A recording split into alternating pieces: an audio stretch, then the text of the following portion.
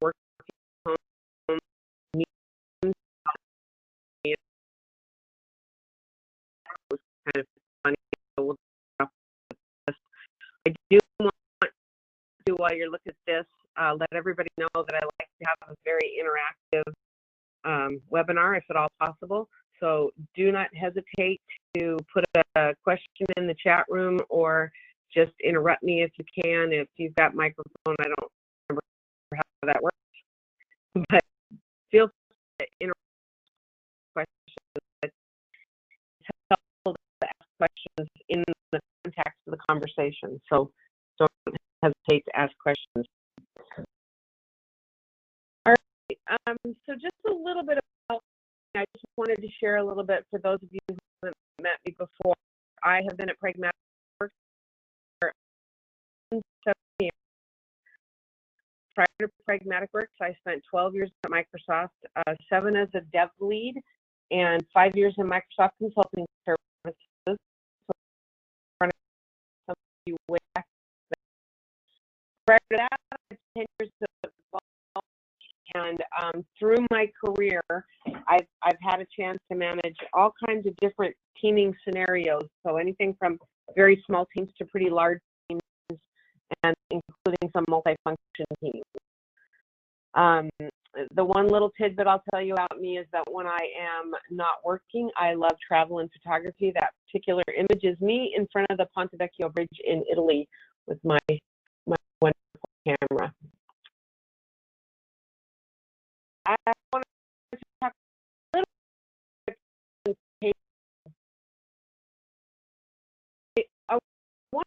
about, I did some presentation a few years ago, or I think for that just about remote, and it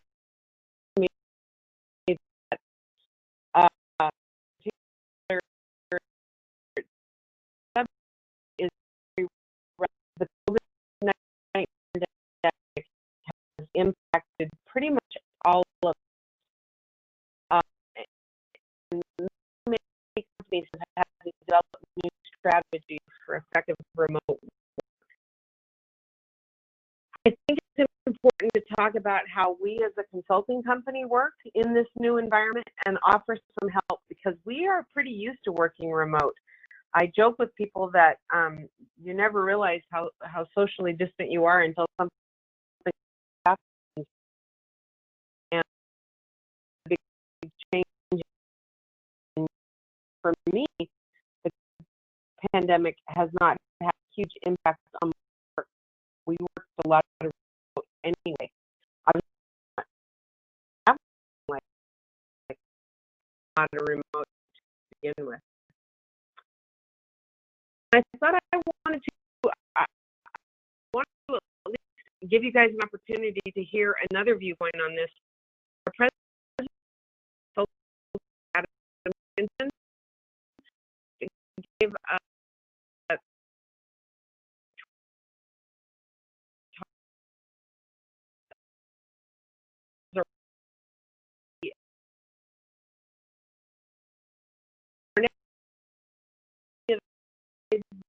link in it. We will link chat room, and then look at that a little bit later if you're interested. So go ahead and post, please, and that way everybody can have access to that link. That's the link I sent you earlier.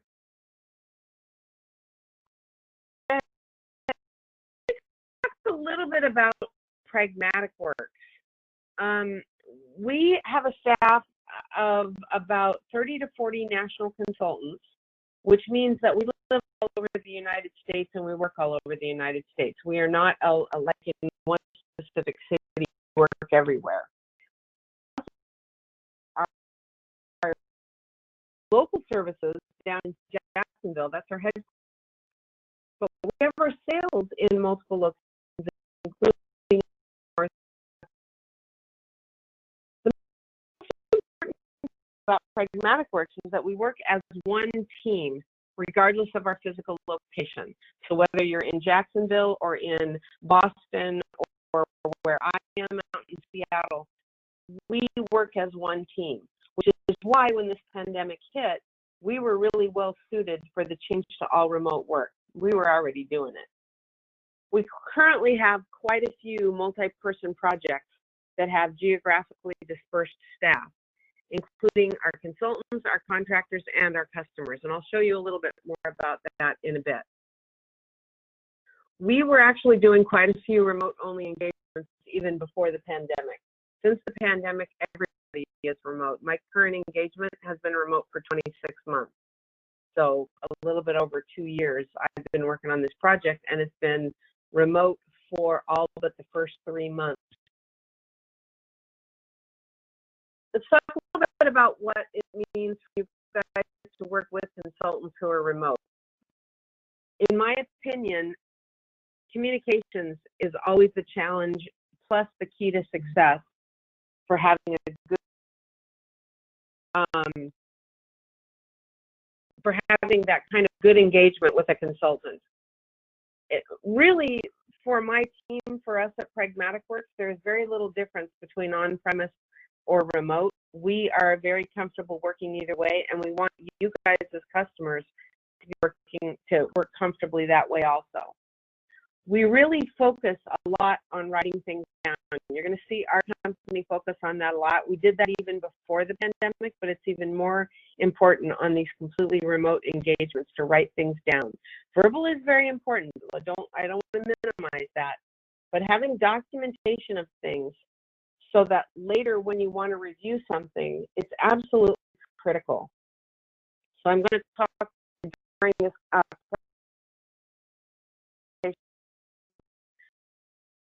for documentation and writing things down. We actually had a customer when we were just starting with the pandemic and we were switching one of our engagements. We had a customer say, well, does this mean I have to be on the phone with you all day? Not at all. We wouldn't be in the meeting room with us all day, so there's no reason to be on the phone all day. For most engagements, we're pretty working independently, and we're only going to take up the time that we have to work with you, which is the same thing we do when we're on site. When we're on site, we tend to have meetings and then we work, and then we have meetings and then we work. And it's really going to be the same thing in this remote working environment. So the important message is, any consulting engagements that you were thinking of having and that you're worried about during this pandemic of working remote, any of those consulting engagements should not suffer because we're all remote. Expect the same level of quality as if we were sitting right next to you. And that, to me, that's real important of a message for us to give to you. You should expect the exact same level of quality that you would have if we were on this.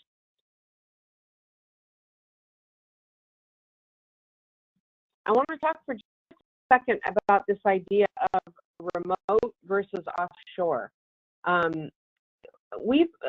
Those of us in the IT world have had offshore teams around for a long time. Generally, those are practices where we put teams overseas. Primarily, that means outside of the U.S. for lower price development costs. That's not really the kind of project that I'm talking, although you will find that there's a huge overlap between working remote and working offshore. What I'm really talking about today is this idea that most of our customers have had to establish a remote workforce even when they're geographically close. So people have understood how to do remote if like one part of the team is in California and one part of the team is in New York. But all of a sudden you've got people who could drive to see each other, but we're not doing that. We're staying socially distant. So the pandemic has really brought this idea of a remote workforce for people who are, even though they're geographically close, they live in the same neighborhood, all of a sudden they're still working over remote work technologies. To limit travel, because travel has been pretty scary lately, almost all of our current projects right now are worked as remote. I'm not sure we have any on-site projects at the moment, and we're not looking to have any between now and the beginning of the year. Pretty much everything our entire company is doing is working remote with our customers. So the one thing I want to point out is that while the pandemic may have inspired this, the cloud-based technologies that have been implemented especially in technology worlds, they've become more the norm, and we have more opportunity to work remote, even when you're on shore. I live in Seattle. Amazon and Expedia, who are big players in this area, have all told their teams don't come back to work. Well, no, they want them to work. Don't come back to the office. They want to keep everybody remote for quite a while. I can't remember. I want to say it's Expedia that told everybody to stay remote until like July of next year. It could have been Amazon. But we also have a company here in Seattle that's actually selling their headquarters because they've decided the cost of having everybody remote is a huge cost savings. They just built it's REI, the outdoors company. They actually just built a brand new headquarters up here in Redmond. Beautiful campus, very nice. They're selling it because they're finding out that they are very successful working with the remote teams. So as these cloud-based technologies become more and more the norm, I think you're going to see an awful lot of remote work, even when you have what I would call an onshore team, meaning they live in the United States. Okay, I want to dig a little bit deeper into some of the challenges. You've probably found these challenges if you've been working from home for the last couple of months, but I want to kind of take to the forefront and really talk in detail about what some of the challenges are with the remote team. And again, we've known this for a while, but it's good. This is why I wanted to share it with our customers. I think one of the #1 challenges of working with a remote team is the idea of separating home from work. A lot of people struggle with being at home and working. And in fact, I fall victim to this. I start my day every morning at 7 o'clock, and I forget to stop at 3 o'clock or 3:30. 3:30 would be an 8-hour day plus a half an hour lunch. And I just forget to stop. And all of a sudden I'll realize it's 5 o'clock. I don't think about having to drive home, and I don't think about leaving. So I think that separation of home from work is one of the things that a lot of people struggle with. Time zones. I live in Seattle. My entire team lives on the East Coast of the project that I'm working on. My customer is actually in Orlando. So I don't even start work until they've probably been at work for a couple hours. And I wrap up my day a couple hours after they go home.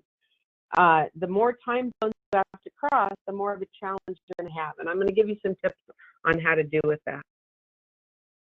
People think that measuring productivity is a challenge. I think it's less of a challenge than people realize, but I think it's something that people think about. How can I tell if somebody's working or not?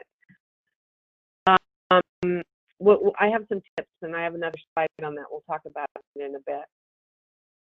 I would say over and under communicating. You're going to see teams going pendulum both ways. People are going to over communicate, and you're going to be like, oh my God, I know, you don't have to tell me that. Thank you very much. Or they don't communicate, which is actually worse, where they don't have any idea what the other team members are doing, and you don't talk to each other because you're not all sitting next to one another in the same cubicle. And that's something that we're also going to talk about. I have some ideas and some suggestions on how to minimize that.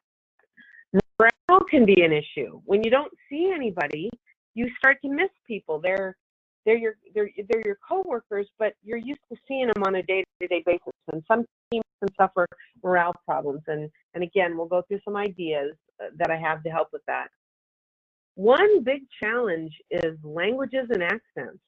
And I want to be clear, I'm very used to working with a lot of different people that have different accents. And you could just be talking a Boston accent or a Southern accent, accent. It doesn't even have to be an accent that comes from outside the United States. When you mix a really strong accent and technology that has a tendency to burp once in a while, it can be a real challenge having that communication go well. And as you saw at the beginning of my presentation, technology hiccups can happen. We actually worked on this presentation yesterday, and I went through all of this just to make sure I had all my connections ready, everything was going to work, and still when I went to log in today, I couldn't get my connections to work right away.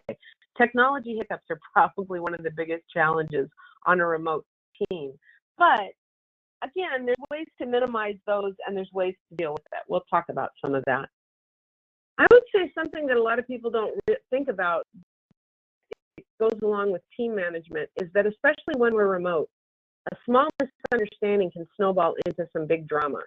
And it can be from something as simple as somebody writes a sarcastic email and nobody realized, like, there's no sarcastic font, so nobody realizes that it's a sarcasm thing.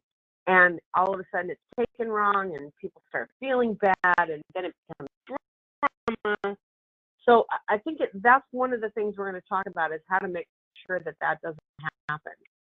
And then on top of all of these challenges of working with a remote team, you still have all the challenges that you have with a local team. Personalities that don't match, people who might not be appropriate for the role they're in. All of those things come along also with this idea of a remote workforce. So these are the major challenges that I saw when I started looking at this, and I talked to a lot of people and got some input. These were the things that we thought were most. So I'm going to go through a lot of these things, and we're going to talk about a lot of the issues. If I can give you one absolute tip, it's that listening is so critical.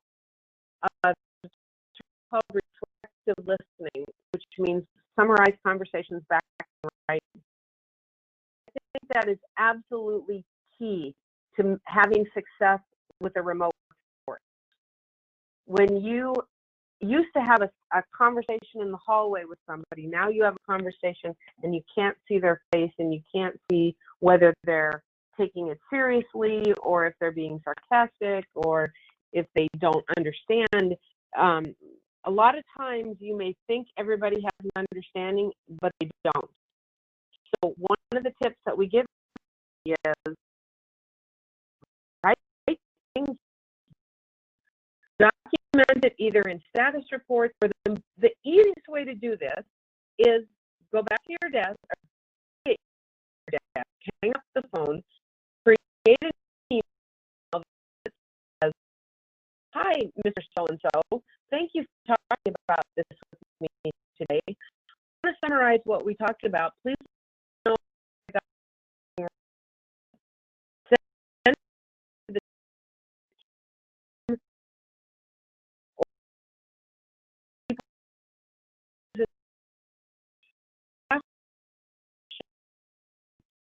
that yes, you were right." That's the tip we can give everybody, that when you listen and you think you're listening, a lot of times you're thinking of the next thing to say. So a smart thing to do is focus on being able to write down what you heard and make sure that you can and give it back to people. There's an old saying that if you go into a job interview, if you repeat back to the person a lot of the things that they say, they think you're brilliant. And this is kind of the same idea. Repeat back to people what they said to you so that you know you understood what they said. Another thing is make sure that you address conflict right away. Have a plan for moving forward and getting past them. You can have all kinds of conflicts. Personality conflicts, scheduling conflicts,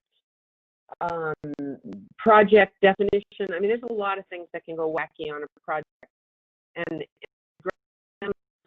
if possible and not putting it off is, I think, something that's very important to have success in this kind of a remote workforce. I will also say that defining very clear tasks and goals in writing is one of the most important things you can do. Get it again, write it down, make sure that it's understood by everybody. Don't even just put it out there. demand, and I'll say why I said demand acceptance. Tell everyone that you expect them to reply to your email and give them a deadline. One thing that I strongly recommend, a big tip, is when you send these things out, ask for confirmation and put a deadline on it and tell them, that if they don't respond within a certain amount of time, that you're going to assume that they agree. And when you do that, you give people a deadline to respond, and you tell them, if you don't respond, then you're agreeing. That way, if they have a concern, they're not sitting back going, oh, someday I'll respond to that email. Yeah, I'll put it off. Give them a short deadline, a couple hours, half a day, maybe a day. And make sure that everybody knows silence will be taken as acceptance. So if you want to disagree, you better speak up. Don't be afraid to assert yourself like that. That's why I said demand. Tell them you want a response. Don't be wishy-washy about it. Don't kind of give a hidden message. Give an explicit message. Please respond by this time so that we can move forward.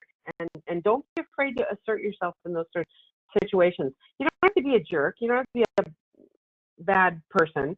But it is okay to assert and expect certain things out of your team.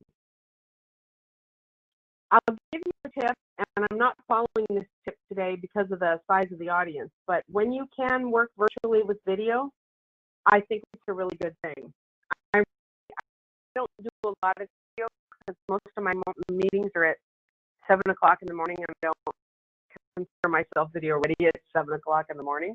But I just think it's a really good thing to do. And the way that Teams and WebEx and all of these technologies are allowing people to put up a fake background so that you don't actually have to show your messy house or you're sitting in your kitchen or your kid's playroom. You can put up a background and use video in your meetings. I think it's really important because you get those visual cues from people when they're not saying something. You catch somebody rolling their eyes, or you catch them yawning, or like you guys might be doing right now. I think it's good to use video. On a meeting like this, it's a little harder because of the volume of people that we have. But when you can, do it. And the other thing is, we talk about, oh, I'm going to text them, I'm going to chat with them. Sometimes just pick up the phone. It's a great technology still. Don't hesitate to just pick up the phone if you need to get a hold of somebody. All right. So I wanted to talk about my current project for a minute, because this is a great example of a completely remote project that is very, very successful in working remote. It's also successful because we're doing a good job, but I would say we really managed this remote workforce thing pretty well. So I want to talk about it for a minute. My current customer is a mid-sized company that's using reports as data. They're sending us reports every month, and we have to take those reports, turn that report data into data, and we're building a corporate data repository. It's actually not a data warehouse. It's actually accounting transactions, but it's a big repository of all of these reports. So our project is using Azure Data Factory for our ETL that does our file consumption. Within our ETL, we have Logic on DataBricks and Blob Storage. We're also using an online FTP server, which they happened to have before the project started, and they wanted to make use of it with this project. We are using Azure SQL DBs for data storage and reporting, primarily because we are not a warehouse and we want the power of a SQL Server database. We have a couple of Azure VMs with SSRS for reporting. We are in the middle of switching to Power BI, but because this is accounting data, accountants love paginated reports, and at the time we started the project, SSRS was better on paginated. Now with what Power BI has done, we're going to be converting to paginated in Power BI. The company I'm working with uses Citrix Desktop in order to have on-site development, so anyone doing work is really literally in that company's environment. The Citrix Desktop gives you that experience of having a desktop side of the environment. So all of our IPs are from their IPs. They are able to use Azure to filter out IPs that don't belong to their company. And for them, it's a really good way. So even us as contractors and consultants, we use the Citrix desktop. We log into a Citrix desktop in order to do our work. Within that environment, we're using DevOps, Visual Studio, SSMS, and the Azure portal for development and for the management of all of our code assets. So that's the project that I'm working on right now. I'll show you a little. This is actually one version of the project old, but it's kind of the same idea. If you look at my current project team, I am the team lead, and I'm way up in Seattle. My boss lives in Minnesota. We just changed, but I had a project manager who was in Wisconsin, and developers spread out from New York to Atlanta. I currently have a couple more developers than I have on this slide there in Florida, but Florida was getting a little crowded, so I didn't add them to the slide. I have coworkers in Arizona, in New Mexico. I have coworkers in the Midwest. We have coworkers all in the East Coast. But for my current project team, this is what we have. Our sales office is in Jacksonville. Our customer is actually in Orlando. But I've got this kind of a remote team, and I will admit I have not even met a couple of my developers. I talk to them every day, and if I heard their voice, I'd know who they were. But and I've seen their pictures, so hopefully I'd know them. But we haven't even had a chance to meet yet. One of my team members actually started at Pragmatic Works on my project. Normally, Pragmatic Works has a Christmas party every year, and they actually bring us all to Florida so that we meet in person. But I've got a couple guys that I've never met in person, but we are working on the team together, and I think it's working really well. Let's talk about some advantages of remote teams. There's no commute time. I used to work for Microsoft. I was in the car 2.5 hours a day getting to and from Microsoft, and that was on a good day. That was assuming there was no bad traffic. Not having a commute time makes a huge difference in work-life balance, because now instead of spending all that time in the car with nothing to do but drive, or if you're like me, I called my mom and talked to her. That was my days to call and talk to my mom. It's a lot better work-life balance when you can get that commuting time back and repurpose it for time with your kids or watching TV or whatever thing you want to do. I am very, very happy working remote, and I love the idea that I started literally done at 3:30, and I can go do other things for the rest of the day. I will say the bad side of it is no snow days. For those of us who live in those kind of areas where your kids get a snow day, we don't get a snow day, but there are the occasional power or internet outage days. So more than once, I've had the internet go out right in the middle, and I had to drive somewhere and find some internet so I could work. The beauty of that, though, is that work can be anywhere there's a reliable internet connection. So my husband and I are looking at buying a trailer because we want to be able to go places and do things. And one of the advantages I have is I can actually work from the trailer pretty much anywhere we decide to go. That's kind of a fun feature. I am actually moving to Arizona soon, and when I was filling out my approval process, they said, "Hey, what's your new job going to be?" I said, "Oh no, same job. I can work anywhere." So there's a real advantage. I also watched a news report that says right now there is a huge shift of people moving from cities out to suburbs because of the remote workforce. All of a sudden, they don't have to have the expensive house in Seattle. They can have the cheaper house in Maple Valley, where I live, and not have to commute 2.5 hours every day to get to and from work. So there are some real advantages. There's a little bit less of what I would call inter-office chat. It's so easy when we see each other to spend a half an hour at the water cooler, things like that. There's a little bit less of that when you're remote. There's also travel costs and no office space costs. All of a sudden, all of those billing costs, it's not like there isn't a cost. They get replaced with all the costs it takes to work remote. But you can tell, seeing what big businesses are doing, they're starting to realize that, hey, there's something to this remote workforce. I think one of the biggest bangs for the you can get is you can hire people without worrying about where they are. You're not limited by who lives in your city. I can tell you that in Seattle, we have a lot of really good SQL folks. And the closer they are to Redmond, the more expensive they are. But the SQL folks in Jacksonville they have a different cost of living in Jacksonville.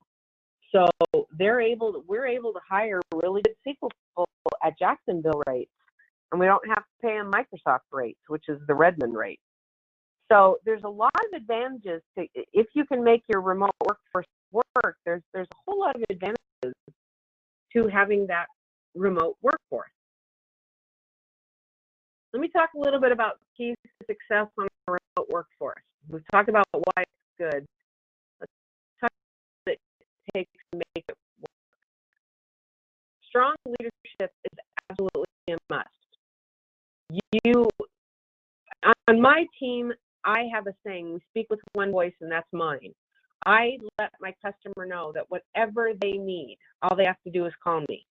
And I actually keep my team somewhat socially distant from my customer so that the customer hears one clear contact for everything that they need, and get different information from different team members. This is actually true even if you are not a remote team, even if you're a local team. But I think it gets magnified when you're a remote team because people will panic. Uh-oh, I tried to call Kathy and she's not there. I better call somebody else.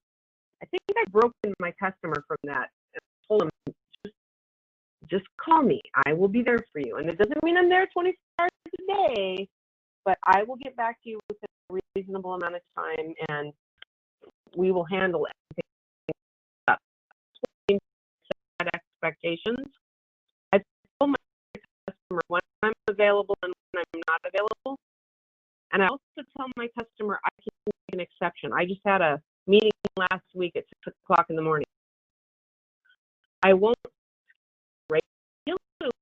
at 6 o'clock in the morning, but I can accept them. They're an East Coast company, and I'm a big girl, and I can handle it. Got done 30. It was awesome. Setting those expectations, what the customer can get out of you, I think it's on a remote force. All right, having strong is also the key. And I don't mean somebody who just schedules the workflows. I mean somebody who actually gets in there and helps manage the team. So when we talk about project management, I'm definitely talking about managing the schedule, defining deliverables, understanding the developers. One thing that I think is critical is having a project manager who knows enough about what the developers are doing that they can tell when the developers, because, we always say we're done with it, whether we're done or not. We want to have a project manager who knows how to call people on that and make sure that they really are done. That's part of setting good expectations. What you don't want is having a project manager who just says yes to everything and takes what the developers say and never bothers to follow up. That isn't going to help you, especially with a team. Having that strong, involved project/team manager is really, really important. I'm going through the high points on this, but by the way, if you guys have questions, don't hesitate to ask me.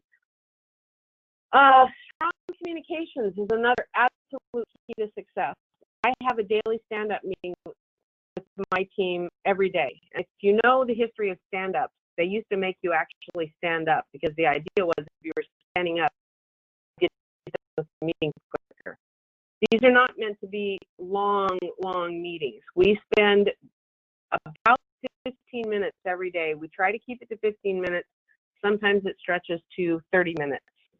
But it's basically going through what's everybody doing, what are they working on that day, do they have any roadblocks, and do they need anything? And that's all it is. It's not meant to be a problem-solving session. If we need that, we'll follow up and do that after. But those daily stand-ups of being able to talk to everybody every single day is absolutely critical from what I can tell. I think my team works more as a team, and especially when we're remote, you have a little bit of chit-chat at the beginning of the meeting, you get right into the meeting, you have a good, solid opportunity to communicate with everybody, and it builds that team spirit that you don't get since you're not seeing each other every day. So I think they're very important. Having those kind of daily stand-ups, I think, is critical. The being able to do other communications using chat. I'll tell you, our company uses Microsoft Teams, and being able to throw something in the chat window and have your team members get it. I have a team chat that's just for my team, and I encourage them as a team, if you're talking to one another, do it in the public room, because somebody else might benefit from what you're saying. And I think it's really critical for people to use all the different forms of communication that we have and be very good at it. I've worked on a project with someone who isn't very good at the technology. They're a great manager, they're a great business analyst, but they're not very good at things like chat and meetings. And you'd be surprised how much the team down when they're having to deal with somebody's technical issues. So get them used to using all of those technologies. A couple of years ago, probably 5 years ago, when I was talking to Adam Jorgensen, I made a comment and said, look, dude, if it ain't written down, it didn't happen.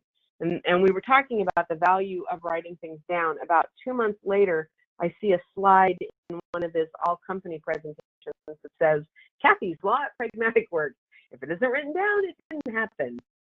And I love that. I love that Adam took it so seriously. We take it very, very seriously at Pragmatic Works. Documentation is absolute key. You can say, I told somebody, but when you're remote, you don't have that somebody else in another cubicle heard you say it.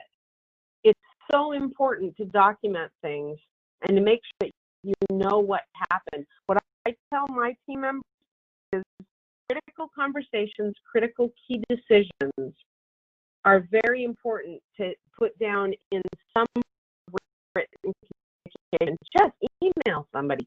That's all you got to do. Email. Hey, we had a nice talk. It was really great to talk to you. Here's what I heard. I'm just letting you know. I think it's very important because someday somebody's going to say, oh, you didn't say that. And when you can go back to that email and say, oh, actually, I sent you an email on it, it resolves that conflict very, very quickly. So that's my other major key to success. Whoops, I went the wrong way. Hang on, here we go. I want to talk a little bit, I talked a minute ago about team leader responsibilities. I think it's very important that leads be really strong people. You've got to have people who are very independent. You have to have very well-defined requirements. You have to make sure everybody knows their job and their responsibility. The biggest way you can get screwed up, or one of the biggest ways you can get screwed up on a remote team, is when one person thinks they have to. That's just a bad scenario, and you want to make sure people understand their responsibility, and that's part of the team leader's job. Make sure everybody's working all towards the same goal, but they all stay in their own lane. Otherwise, you got people crashing into each other. I think it's important that the team leader not be shy. You want to encourage everybody to speak up. You want to encourage. Part of the team leader's job is getting the team to act like a team and participate. And again, if you're going to be the leader, know how to use your technology. Make sure you know how to use the technology. I put a lot of value on standards, and I find, especially with remote workforces, that it's very important for the team leader to stress these standards. You should not be able to open a piece of code and tell who wrote it just by looking at the style of code. If you can do that, then you're not enforcing any kind of standards. And all of a sudden, if Joe writes the code, it's better than if Jane writes the code. And you don't want that. You want to be able to have your team be somewhat hidden from the customer in terms of who's actually responsible for each piece. You don't want the customer saying, hey, Joe, so you want to look at standards in coding, in documentation, in communication.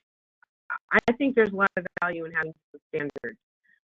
The other thing that goes right along with that, as the team leader, you really want to focus on good code management.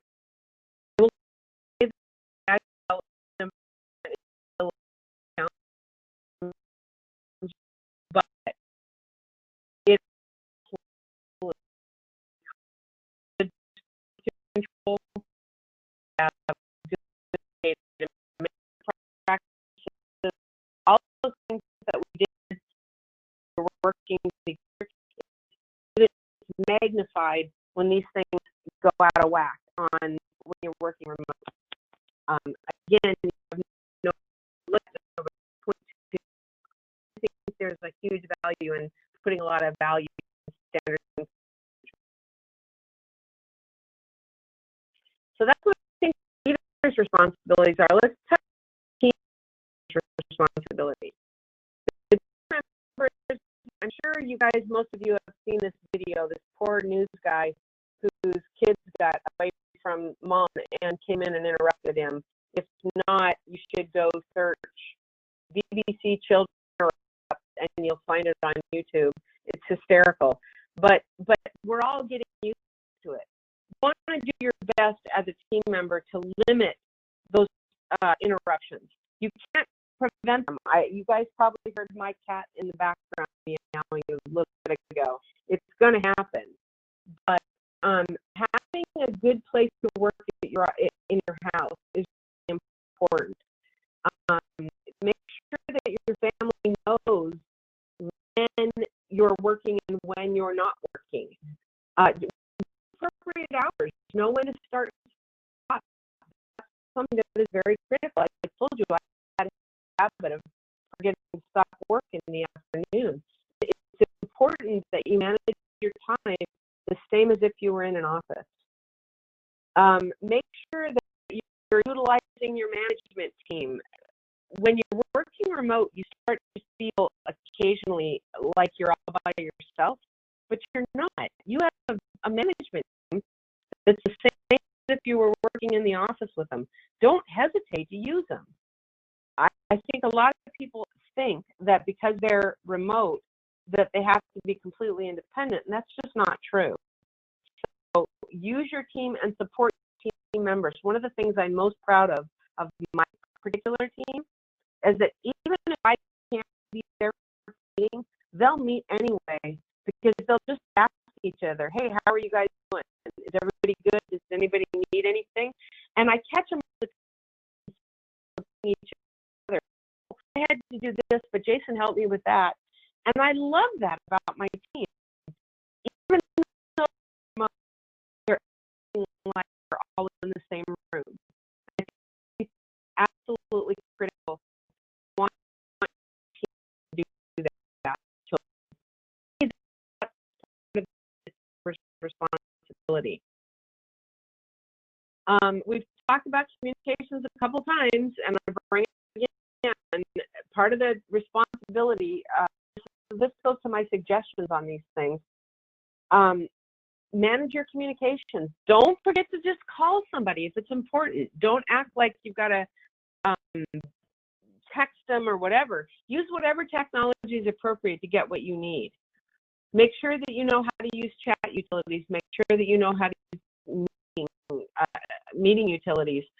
It's really important to understand, for example, whiteboarding. If you're know how to use the whiteboard. The Teams meeting, know how to get together and do something like that. All of these chat utilities have some way of collaboration besides just typing and talking.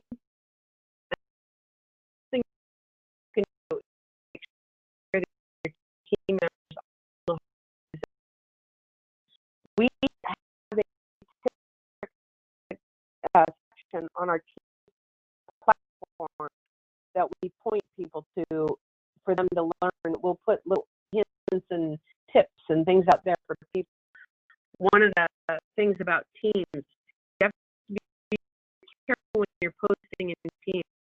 If you're careful, you spin a conversation instead of replying to a conversation that you thought you were replying to. So you'll see these random comments in the middle of Teams. So one thing we give everybody a tip on is close attention to whether you're replying or new. Something that simple can make a huge difference in how people use Teams. Because when they make a mistake, then they're in they don't use it again. Tips. If people have a meeting, share ideas, anything like that, that you can help people with the technology.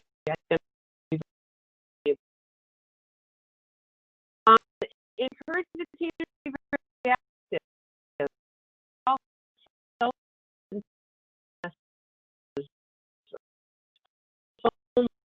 make sure people know. Be very good at using your phones too. I actually have my phones to where I don't get work messages after 11 o'clock at night and before 6:45 in the morning, because I don't want them at that time. I've told my customer and set that expectation. So be sure to learn tools. That's really important part of conversations is learn the tools. Make sure that you speak to your entire team. People on that's a really good idea. Every once in a while, people won't know how to use the tool and they'll have background noise, or they'll forget that they're not on mute. Make sure you know how to use the tool to mute people when you need to, because it can be. Oh my gosh, we had a person put on hold and forgot that because they were trying things. They put meeting on hold if the company has hold music. So all of a sudden, listening to their hold and be able to quickly that person identify and mute it is really important. Learn to share screens. I'm telling you, working multiple screens is critical when you're remote. One screen just doesn't cut it. You have not desktop setup, get yourself a screen. I currently working on my laptop, but for a meeting like this, I've got an extra monitor plugged in because I want to be able to use of being able to read my notes. I can't do that if I only have one screen, and that one screen gets shared with you guys. Also, learning new applications, nothing worse than getting a pop-up message from Skype or Teams right in the middle of your presentation. And I use presentation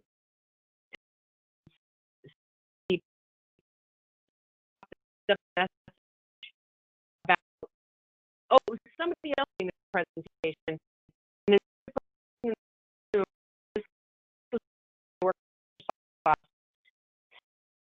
about the guy's chat window right in the middle of his presentation, and I'm like, okay, I didn't really need to read that.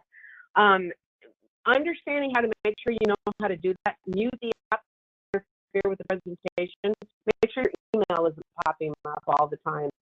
Make sure you're not seeing chat messages. I set my teams to do not disturb before going to these kind of meetings, just because then nobody's going to interrupt me, and that's important because you never know what they're going to say. Video wherever possible. I think video meetings are very valid. I like the idea of video, but I think it's also important to respect people's feelings. Some people, like, I am not ready at 7 o'clock in the morning. If I'm going to get all ready at noon, it's important. I will make a point of doing it, but in general, I generally don't do video at 7 o'clock. The other thing is be sensitive to bandwidth issues. I'm going to be moving to Phoenix pretty soon. One of the things I'm realizing is I'm going to lose my fast Comcast, and because the area we're working in is going to be a little bit less bandwidth, I could have these issues where I just can't do video.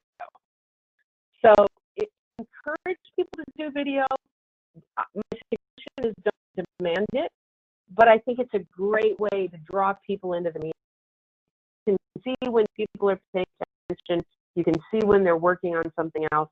It definitely discourages this idea where people are just going to put the meeting on hold and talk in the background. That makes me crazy. That's one of my biggest pet peeves, is when I'm having a meeting with the team. They're all in the room. I'm remote, and they put me in hold.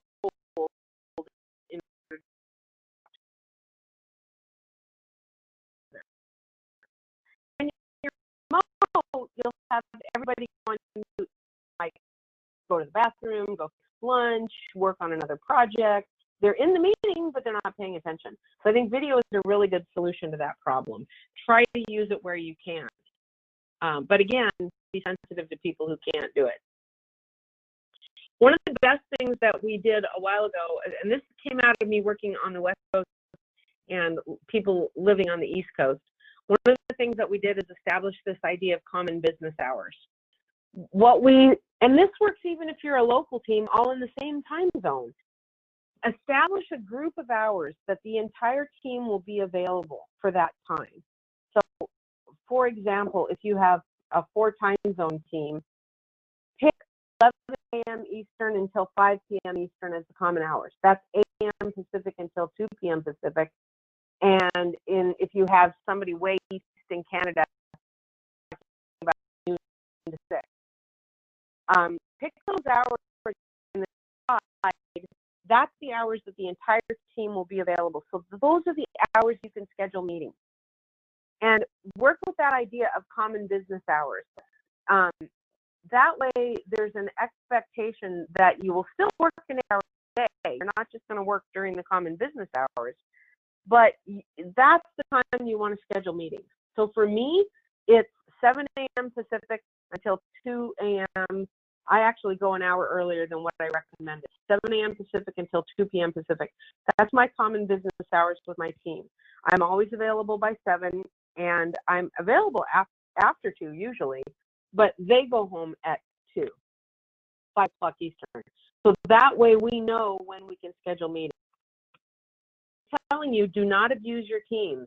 Don't be scheduling a 5 a.m. Pacific reoccurring meeting when you have somebody on the West Coast, and don't be scheduling 4 p.m. Pacific, which is 7 p.m. Eastern meetings on a regular basis. That's a little bit of abuse. We had a consultant who they were working with an offshore team and a customer, and they were having 5 in the morning meetings and 7 o'clock at night meetings.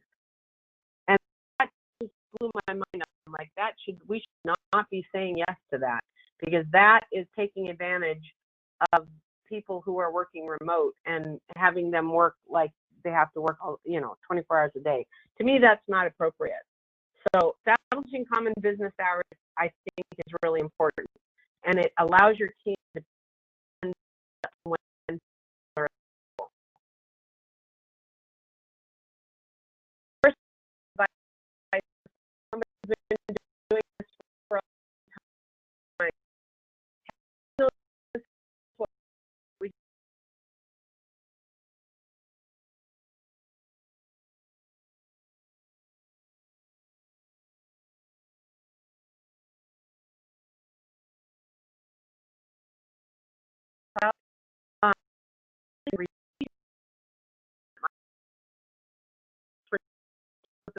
you can be, but the more you can common hours every day, the same standard hours, the better off your team will love you if you can do that. Limit your noise. I think it's a good idea to have an area in your house that you go to work. Somebody I know, and I forget who it is right off the top of my head, but they literally treat it as going to work. They walk into the room, shut the door, and they consider themselves at work, and they treat it as though they went to the office. That is their office. That goes along with making sure that your family knows you're working. Put a sign up on the outside of the door. Mom's working. Dad's working. The other tip I'm going to give you is that while Uber Eats, DoorDash, and Amazon make it very easy to never actually leave your house, don't do that to yourself. Go to the grocery store. And I realize with the pandemic, you have to be very careful.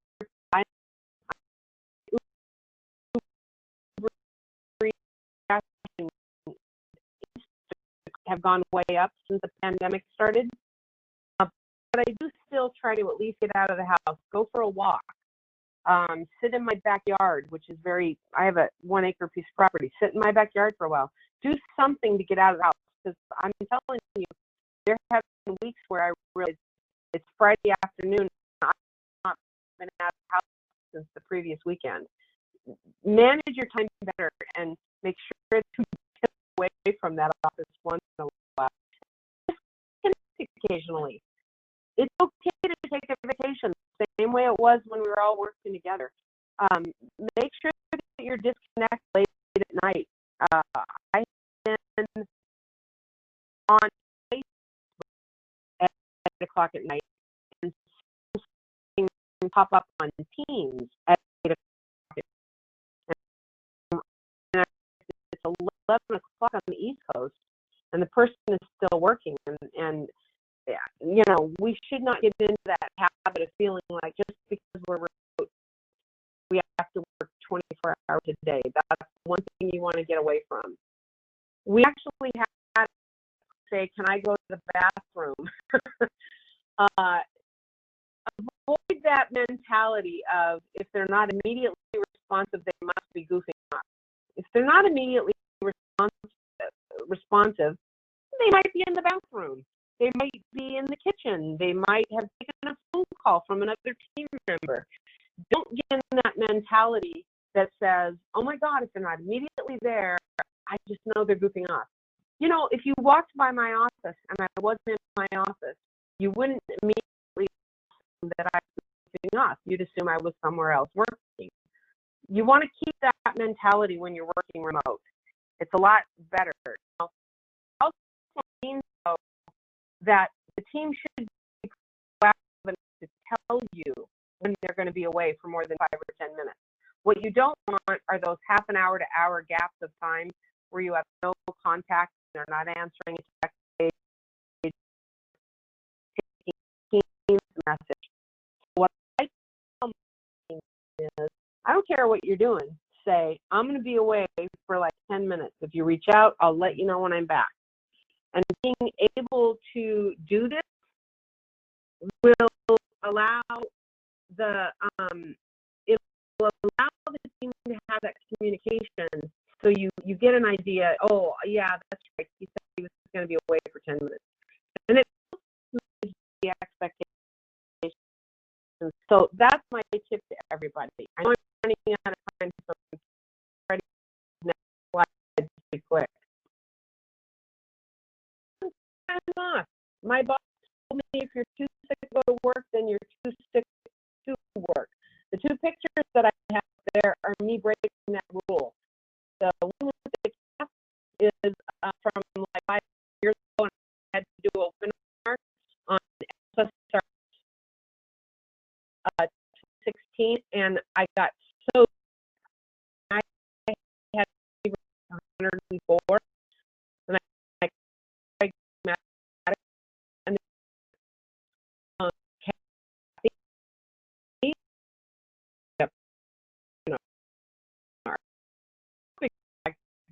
And I ended up are just really sick, and I don't recommend it, but I did it, and this is my cats came up to join me at the end of the webinar, and by the end of it, they were laying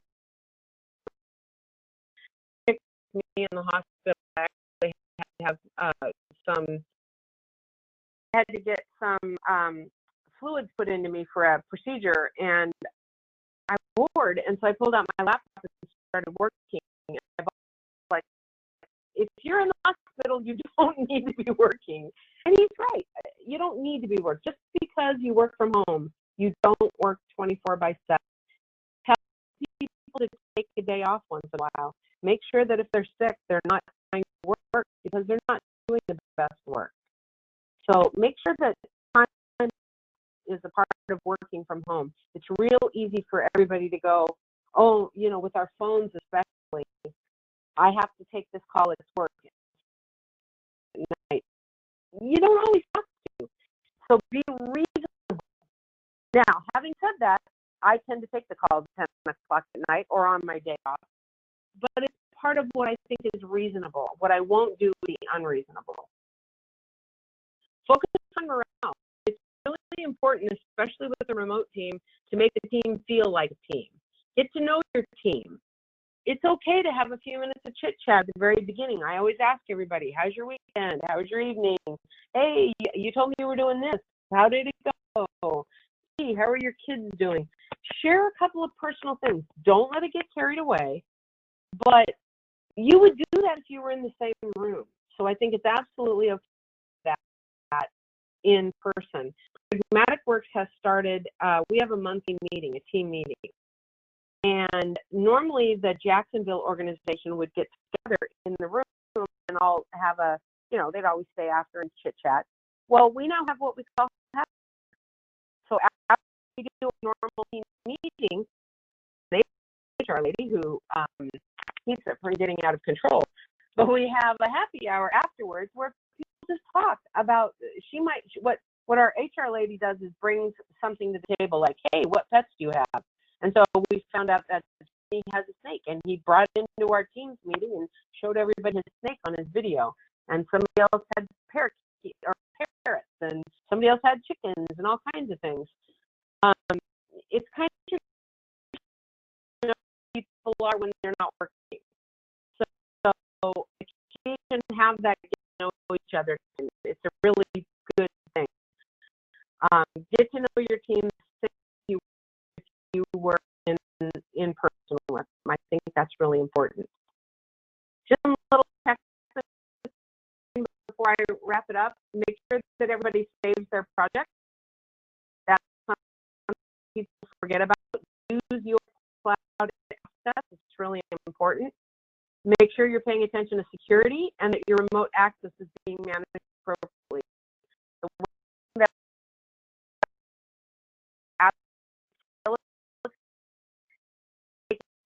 remote work as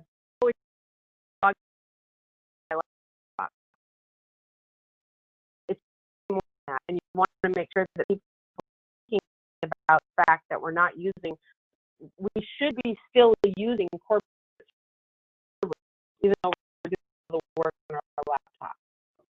So definitely make sure that those things are going on. This is my slide on how to tell if you're doing it right. If you're doing remote teams right, you completely forget about the fact that it's a remote team.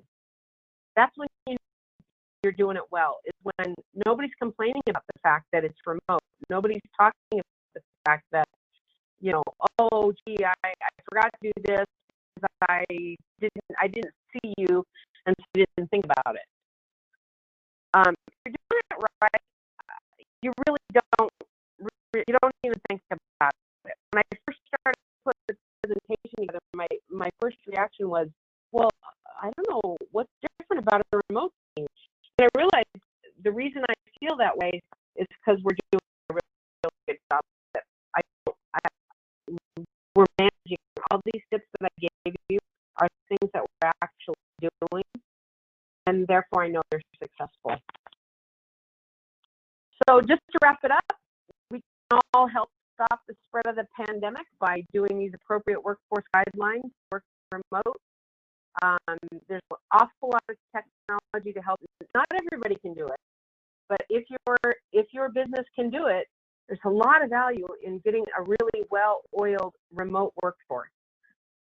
In order to do that, you want to focus on great communications. You want to focus on inclusion.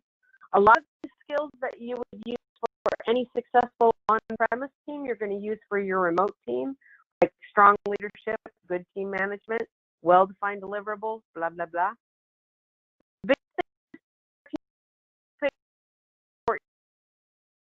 Do a good job.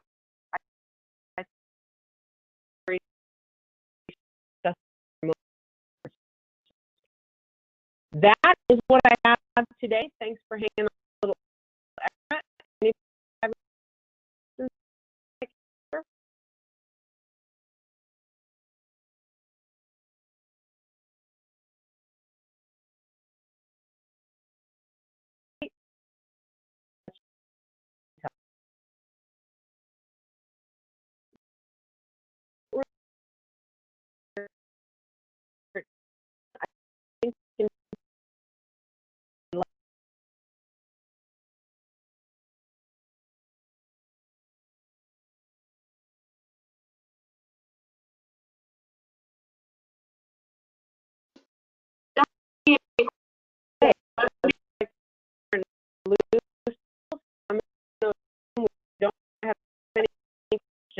If you have any questions, feel free to send me an email.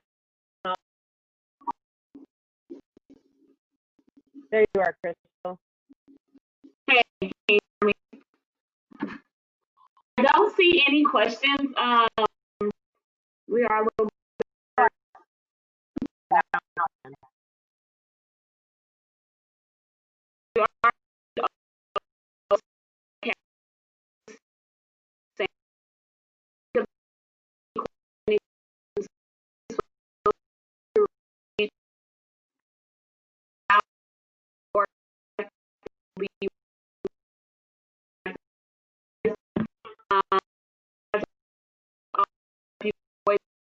Webinar.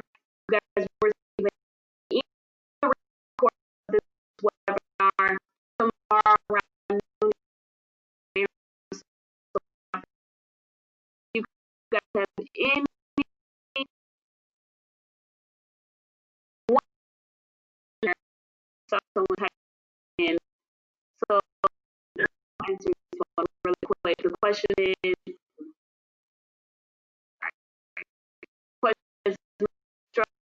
as a mom or can you hear me?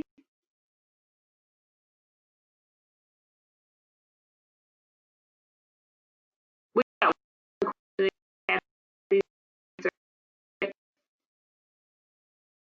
Barely. Go ahead and try. As a mom working from home We look at the questions thing. I don't see the question. It says